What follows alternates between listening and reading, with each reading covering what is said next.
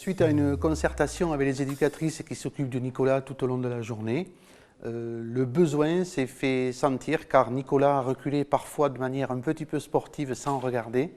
Donc elles m'ont demandé d'adjoindre au fauteuil, s'il était possible d'adjoindre au fauteuil un système qui lui permette de regarder avant de reculer. Et l'idée de la caméra de recul m'est venue très rapidement car c'est ce qui prend le moins de place d'un point de vue largeur sur le fauteuil. Et on mange à 2 heures, 3 heures. C'était vraiment en vacances. C'est vraiment bien pour reculer, voilà, c'est un plus moi, voilà, c'est bien quoi.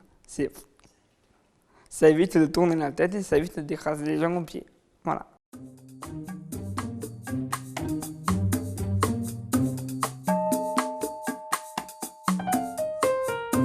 Les éléments clés de la caméra de recul sont bien sûr un écran LCD, 5 pouces.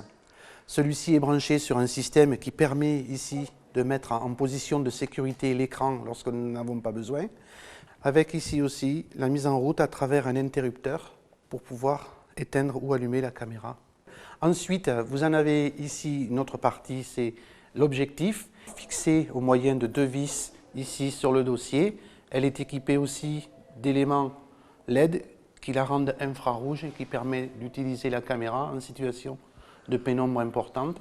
L'alimentation électrique se fait ici à travers un branchement sur la batterie, le tout protégé bien sûr par un fusible en cas de dysfonctionnement de la caméra. Et ensuite l'alimentation électrique ici à travers une prise allume-cigare que je branche ici pour mettre en route la caméra.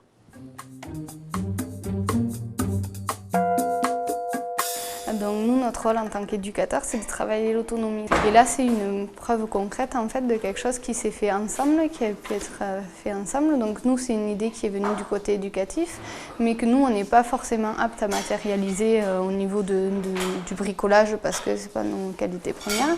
Et du coup, c'est le partenariat qui permet d'aboutir à quelque chose qui, c'est sûr, il s'en sert ici, mais il s'en sert aussi à la maison, quelque chose qui contribue au projet éducatif de l'enfant.